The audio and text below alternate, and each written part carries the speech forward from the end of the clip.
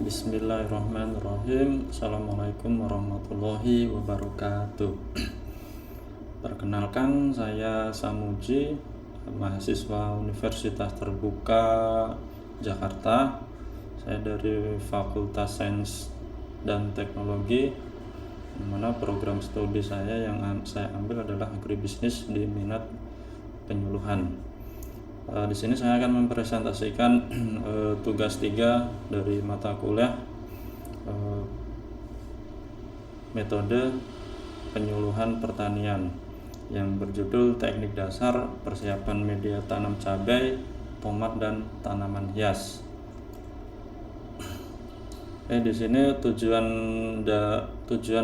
adanya publikasi dan sasaran dan masalah masing-masing. Pertama, tujuannya pastinya adalah untuk pemenuhan tugas mata kuliah metode penyuluhan pertanian, dan kedua, ini hal yang sangat mendasar bagi seorang mahasiswa, yaitu adalah mengamalkan Tridharma perguruan tinggi, yang mana Tridharma itu perguruan tinggi ada 3, yaitu belajar, penelitian, dan pengabdian. Jadi di sini saya berusaha untuk melakukan pengabdian terhadap masyarakat melalui video ini.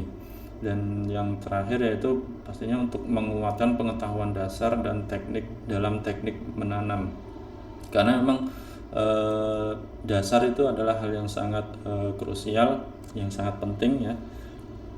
Karena kalau dasarnya saja sudah kurang benar, nanti akan ketika di tahap-tahap selanjutnya akan kurang efektif ya. Terus sasarannya ini pastinya untuk petani seluruh di Indonesia.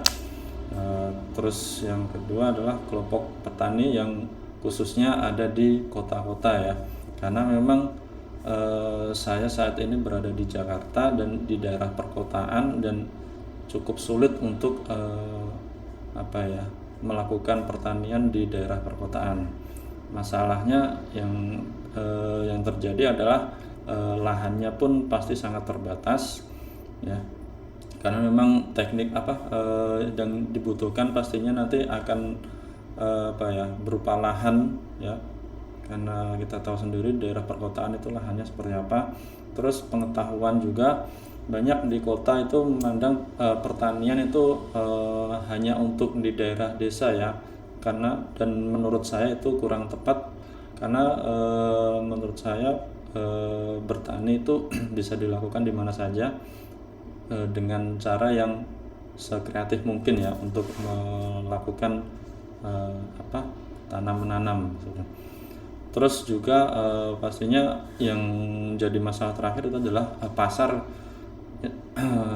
Artinya adalah bagaimana ketika hasil produksi itu sudah didapatkan atau hasil panennya itu nanti dijual kemana, seperti itu. Nah, terus yang selanjutnya pembahasan ya, yang melatar belakangi dari penjelasan nantinya adalah pertama itu media tanam sebagai media utama. Banyak yang di perkotaan itu melakukan atau di kelompok-kelompok tani yang melakukan penanaman hortikultura, mereka itu lebih pada proses instan ya. Artinya banyak yang menggunakan media tanam yang langsung pakai dari toko-toko pertanian, atau bahkan mereka melakukan instalasi dengan menggunakan metode hidroponik ya, yang mana kan itu media tanamnya berupa air ya, dengan pemasangan atau instalasi pipa-pipa sebagai medianya, dan itu akan mengeluarkan biaya yang cukup tinggi ya. Terus tanah ini sebagai media terbaik bagi tanaman, karena memang pada dasarnya semua tumbuhan tanaman memang membutuhkan air, tapi tetap yang menjadi rumah utama dari tanaman itu sendiri adalah tanah ya, karena mengandung unsur-unsur yang alami, bisa dari unsur-unsur hara makro atau mikro ya, contohnya nitrogen, fosfor atau fosfat, dan juga dan selain itu adalah kalium ya. Terus selanjutnya syarat adanya untuk media tanam yang bagus itu pastinya pertama terkandung unsur hara ya, tadi sebelumnya sudah saya jelaskan, yaitu mengandung nitrogen, fosfor dan kalium untuk unsur hara makro. Terus tanahnya itu gembur. Ini bertujuan untuk supaya ketika akarnya tumbuh nanti tidak terhalang dengan kepadatan tanah. Terus steril ini dimaksud adalah ini ya, tanahnya itu terbebas dari zat-zat yang tidak diperlukan, misalkan mungkin bakteri ya, terus asam dari tanah itu sendiri. Terus terakhir yaitu tanah tersebut harus disyaratkan mampu menyimpan air ya, karena kan disebutkan di awal tadi memang air itu sangat dibutuhkan ya, karena makanya dari itu tanah itu juga harus tetap bisa menyimpan air supaya nutrisinya tetap terjaga dan kelembapannya pun juga terjaga. Terus berikutnya itu terkait dengan pengetahuan dasar juga, ini fotosintesis adalah penyerapan air dan karbon dioksida dengan melalui energi sinar matahari yang akan menjadikan ini seharusnya ini ya, dari karbon dioksida diubah menjadi energi berupa oksigen ya, sebagai energi untuk pertumbuhan sel hijau atau klorofil. Bahan-bahan yang diperlukan tanah topsoil atau tanah yang bagian atas dari atau tanah permukaan, karena memang tanah bagian permukaan itu sifatnya lebih ini ya, seperti yang dijelaskan sebelumnya tadi, tanah bagian atas itu lebih gembur ya.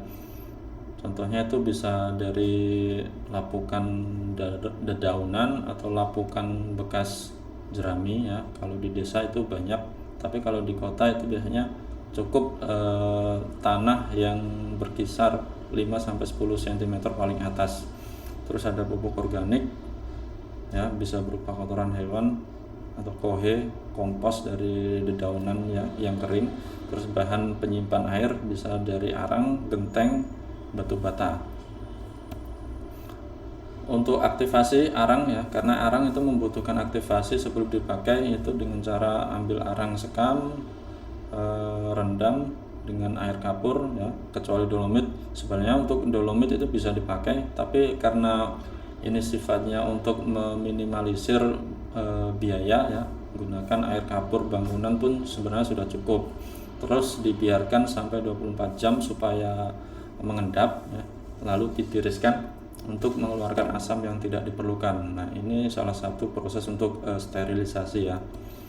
Dan untuk pengaplikasiannya bisa 1:1 ya, atau 1:2, artinya 1 kilo tanah, terus 1 kilo kompos, dan 1 kilo dari arangnya tadi ya, atau arangnya bisa diperbanyak menjadi 2 kilo. Terus keuntungannya dengan melakukannya semua ini adalah pastinya bisa menambahkan perlakuan ya, artinya bisa ditambahkan nutrisi-nutrisi yang bisa menurut kita itu bagus untuk kesuburan tanah ya. Entah itu menambahkan mungkin di produk-produk toko itu seperti EM4, terus bisa menambahkan juga mungkin aktivator ya, seperti itu tadi EM4, atau mungkin trichoderma, atau juga fungisida langsung supaya tanah tidak gampang terserang penyakit. Nah, ini untuk sterilisasi ini bisa ini ya, seperti menambahkan fungisida, terus pengukusan atau diasapi ya, dan juga mungkin juga bisa menggunakan air panas ya, karena kan air panas itu sifatnya juga membunuh bakteri-bakteri mikro. Jadi nanti bibit yang ditanam nanti tidak gampang rusak. Kesalahannya itu terkait dengan persiapannya adalah menyiram trichoderma di awal ya maksudnya. Jadi sebelum untuk pengaplikasian trichoderma itu biasanya dilakukan ketika tanah sudah tercampur semua ya, tanah, kompos dan arangnya tadi sudah tercampur dan dimasukkan ke dalam media tanam, lalu baru disiramkan trichoderma. Nah terus yang kedua kesalahannya itu tidak steril ya, seperti yang dijelaskan sebelumnya. Terus media tanamnya itu kering atau kurang air ya. Pengendaliannya ketika sudah ditanamkan ini bisa digunakan penutup yang gelap ya, bisa dari plastik atau dari intinya jangan sampai benih yang ditanam itu kering atau kurang air.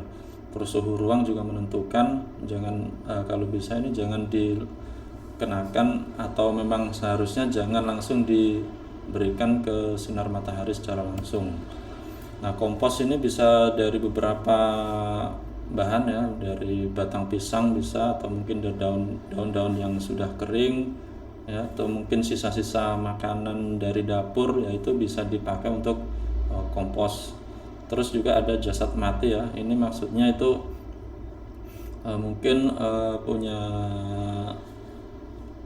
hewan-hewan yang sudah mati ya, entah itu ikan yang sudah mati gitu, atau mungkin bisa didapatkan ketika ada penjual ikan yang jeroannya itu dipisah atau dibuang, itu bisa dipakai buat kompos. Itu sangat bagus untuk kesuburan tanah. Hal-hal yang perlu dihindari adalah terlalu berair ya. Jadi ini ketika airnya terlalu banyak nanti akan cepat membusuk. Terus penanaman biji yang terlalu dalam ya, nanti ini akan tanamnya akan susah untuk untuk berkecambah nanti. Jadi biasanya dilakukan itu untuk penanamannya itu cukup 2,5 cm atau dari satu ruas jari telunjuk ya, supaya biji cepat keluar ke permukaan ya atau berkecambah. Dan sebagai penutup, pada dasarnya ya, perlakuan media tanam ini merupakan kunci dari usaha tani ya, karena tanam menanam itu hal yang seperti yang saya jelaskan di awal ya, ini sangat penting. Meskipun banyak ilmu dalam teknik pertanian ya, entah itu teknik dalam masa vegetatif ya, maksudnya pertumbuhan, maupun secara generatif atau pada masa produksi, semua akan kembali pada media tanah itu sendiri. Jika tanahnya bagus atau media tanamnya bagus, maka tanaman akan subur dan bisa berproduksi dengan baik. Oke, terima kasih. Sekian dari saya. Mohon maaf apabila ada kata-kata yang kurang berkenan. Wabillahi taufik wal hidayah. Wassalamualaikum warahmatullahi wabarakatuh.